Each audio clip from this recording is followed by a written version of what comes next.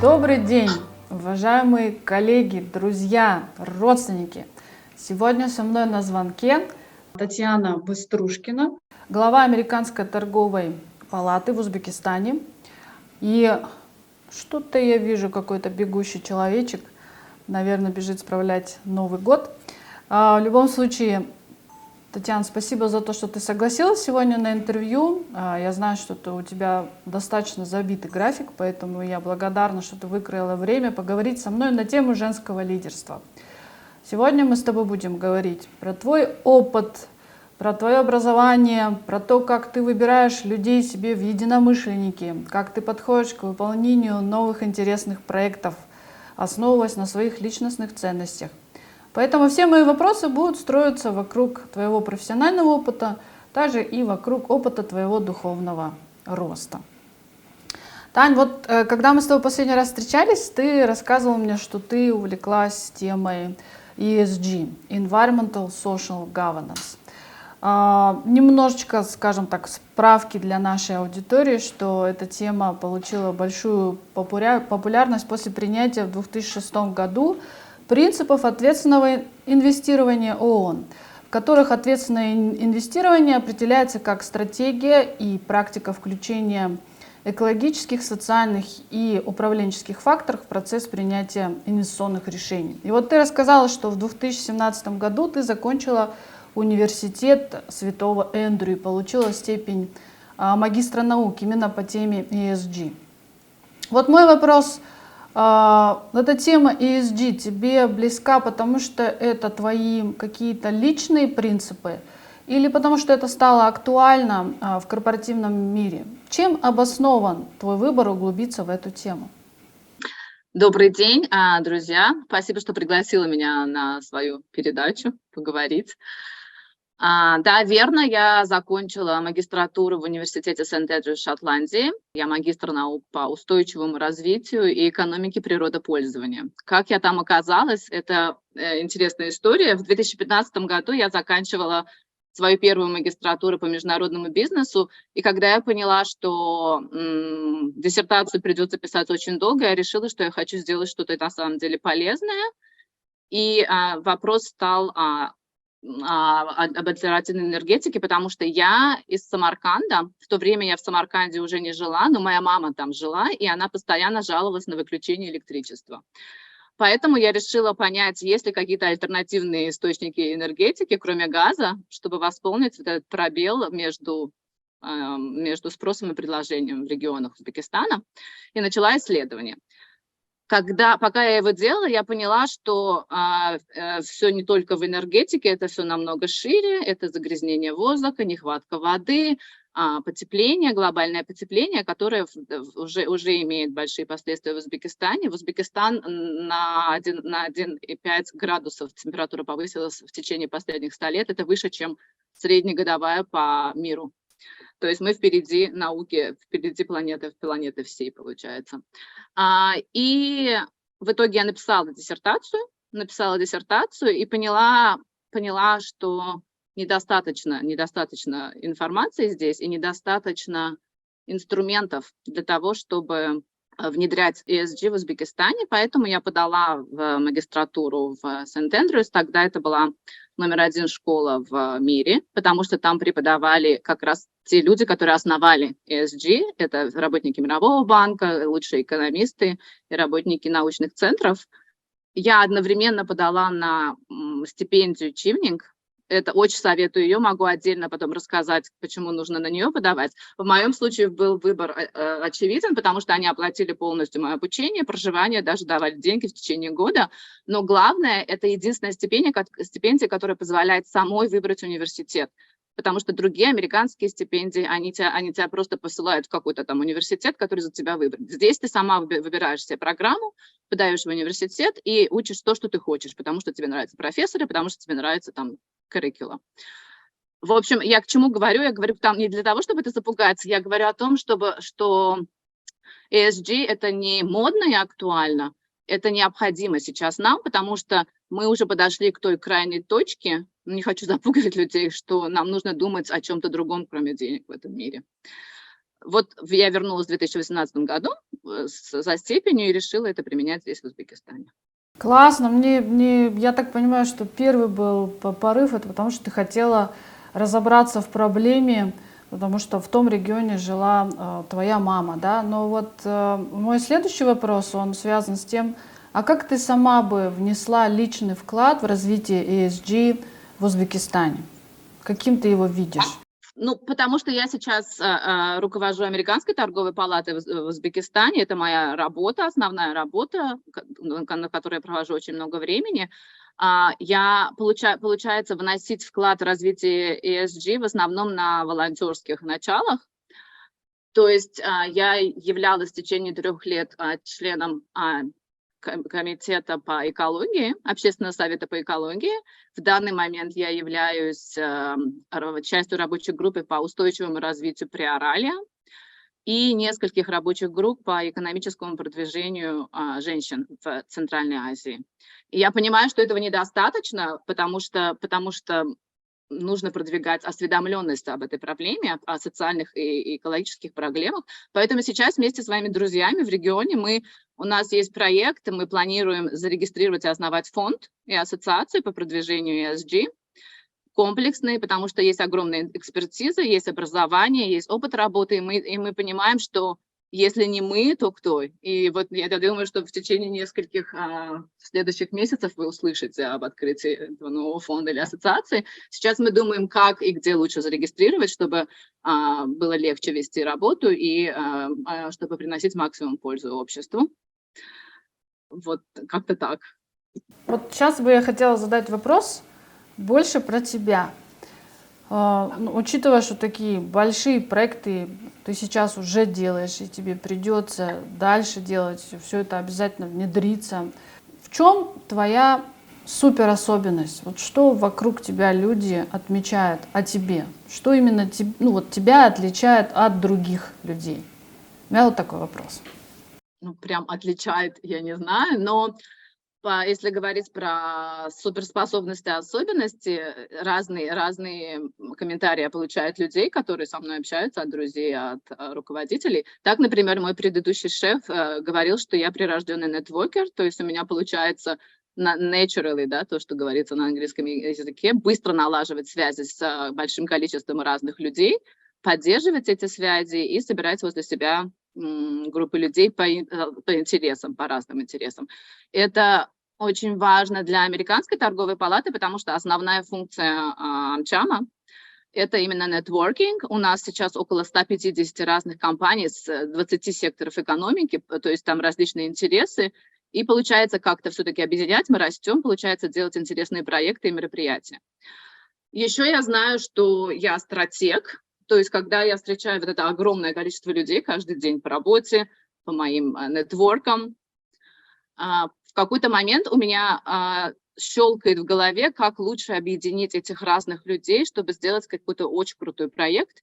Ну, например, как объединить бизнес и экологов. У меня есть вот из последнего, мы делали вечеринку недавно, и сидели мои друзья-биологи, и сидели члены нашей Американской торговой палаты. В итоге, пока мы несколько часов праздновали Новый год, мы уже сделали 2 потенциально крутых проекта по CSR, которые мы будем применять, имплементировать в январе. А вообще, как бы, естественно, еще есть другие сильные качества. Есть 2 классные книги, которые могу порекомендовать на английском, правда, языке, чтобы найти свои суперспособности. Первая, она прямо называется Strengths Finder 2.0. Gallup, это Gallup. То есть, когда вы покупаете книгу, вам дается специальный код. Нужно пройти тест, онлайн-тест, это 100-150 вопросов. И в итоге из 34 суперсил тебе система дает 5, которые принадлежат тебе, с описанием, с тем, как лучше применить и куда двигаться в карьерном направлении. Вот я считаю, очень полезная была для меня книга. И она маленькая, занимает очень мало времени, чтобы сделать. Вторая книга больше. Я над ней работала, не могу сказать, что читала, работала около полугода. Называется «Какого цвета твой парашют?». То есть там где-то около 20 разных таблиц, и ты их заполняешь, чтобы понять о себе до деталей, например, где тебе больше нравится работать, в офисе или на улице, тебе больше нравится работать с людьми или без людей. В итоге к концу, когда ты дочитаешь эту книгу, если дочитаешь, то есть у меня это был очень долгий процесс, ты очень много о себе поймешь, и она помогает. Главное до конца дотянуть. То есть я к тому, что очень много сильных сторон, и их можно применять на работе, можно применять в частной жизни. Главное знать себя и узнавать себя, это очень важно, очень важно. Вот следующий вопрос у меня родился во время прослушивания песни, знаешь, такая есть, Билли Джоэл, «Honesty» называется. Сейчас ты не пугайся, я немножко тебе ее напою, чтобы ты почувствовала всю глубину моего, так сказать, вопроса. Там есть такие слова в припеве. Honesty is such a lonely word. И там дальше по тексту everyone is so unhonest или там untrue. И я, знаешь, так задумалась, на самом деле honesty — это же один из столпов лидерских качеств. Вот с кем бы я ни разговаривала из женщин-лидер, все они упоминают среди своих личных ценностей именно честность стоит на первом месте. И на самом деле честность может обречь тебя на какое-то одиночество, да? Вот мой вопрос, были ли у тебя такие ситуации, где ты оставалась один на один с проблемой ввиду своих вот лидерских качеств, и никто не поддерживал тебя? И как ты выходила из этих ситуаций? Мгм. Интересный вопрос. Ну, смотри, моральные принципы — это то, что, мне кажется, заложено уже с рождения в семье. И у меня есть, например, ситуации, в которых даже как бы я не хотела, я не могу вести себя по-другому. То есть я просто на подсознании веду себя так, потому что есть ценности, которые неисправимы. И если я сделаю против своих ценностей что-то, я потом, перестану себя уважать.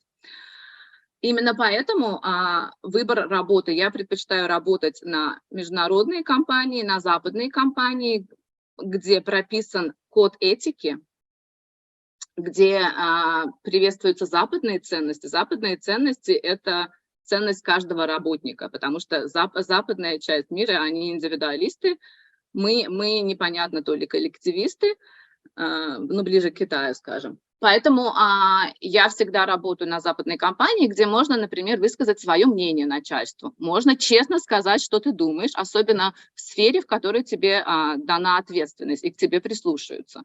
Также вот в западных компаниях мне нравится то, что они не смешивают личное и профессиональное.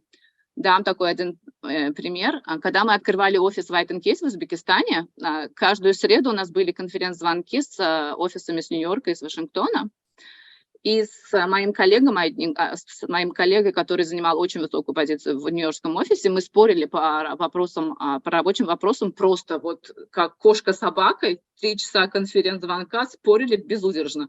Как только конференц-звонок заканчивался, и как только он приезжал в Ташкент, после 6 часов мы совершенно забывали спокойно все рабочие моменты, потому что мы дружили в жизни. И мы шли пить кофе, там, ужинать, и он очень, кстати, дал полезные советы мне в жизни, как человеку, не как профессионалу. Вот это очень важно, разделять личное и профессиональное.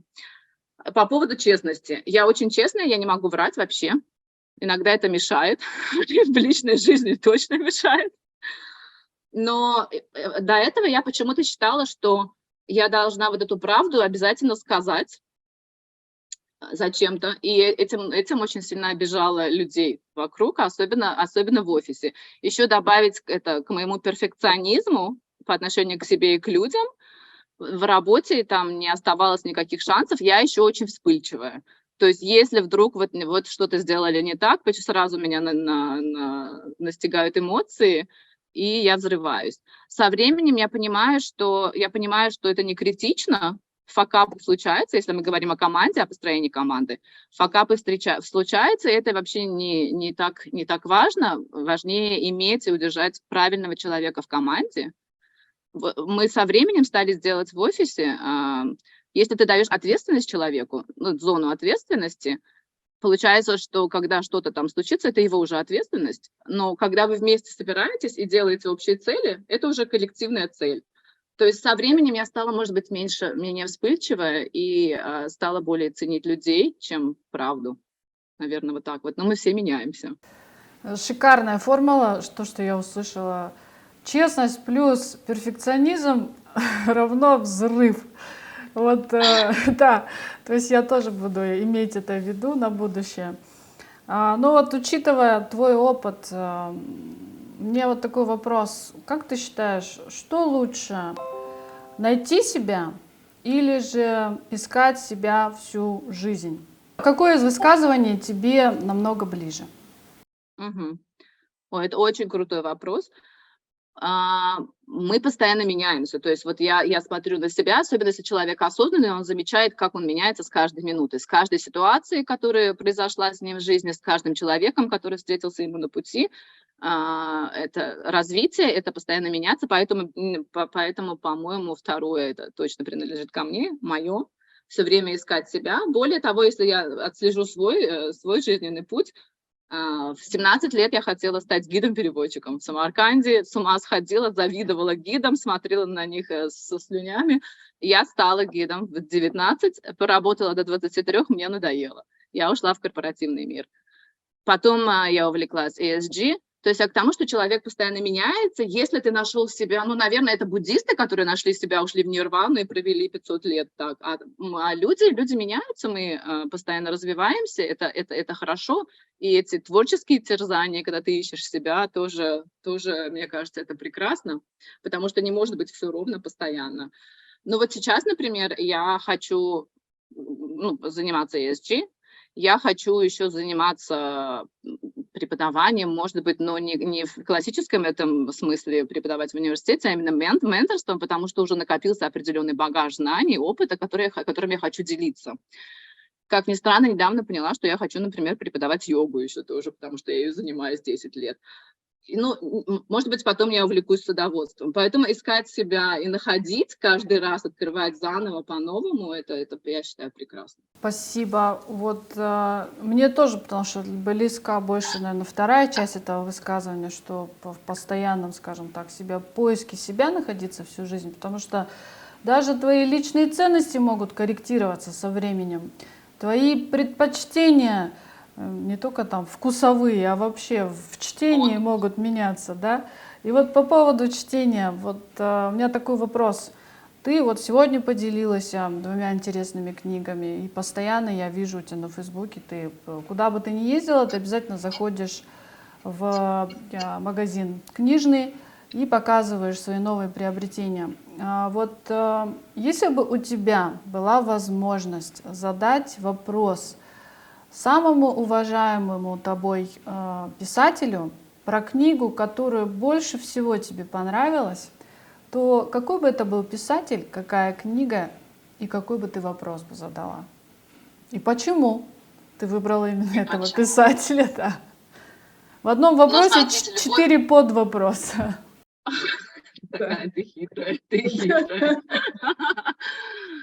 Ну, смотрите, у меня разные интересы. Мы только что говорили, что человек меняется. Я, например, сейчас последний год больше читаю психологию. Но если говорить про реальную любовь, моя любовь всей моей жизни — это Виктор Пелевин. Для тех, кто не знает, это гений и величайший мистик нашего времени, человек-загадка, который пишет, он очень хорошо все понимает в восточных философиях, Египет, Шумер, буддизм.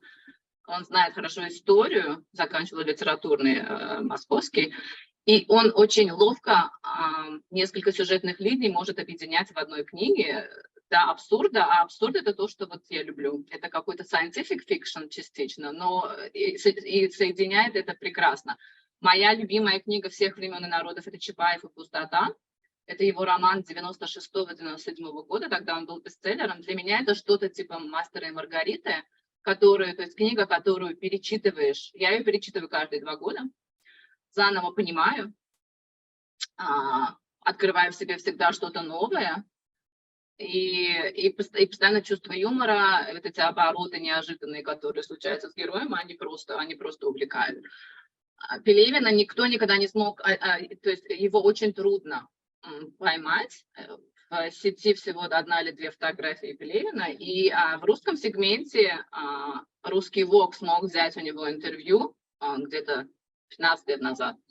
И Алена Долецкая, она была тогда главным редактором Vogue, она рассказывала в своем интервью, что прежде чем он начал говорить, ей пришлось с ним полдня пить саке.